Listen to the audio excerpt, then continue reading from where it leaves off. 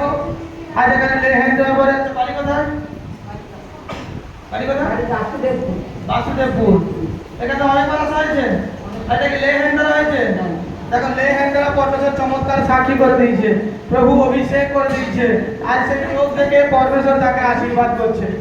আজ প্রভু মহান আর তাকে দয়া করছে, কারণ আজ তোমরাও বিশ্বাস করতেছ আজ তোমাদের জীবনে পরমেশ্বরের বড় চমৎকার করবে। হবে কি হবে না? সাক্ষী কে করেছে? পরমেশ্বর করেছে, প্রভু যিশুর নামে, তাই না?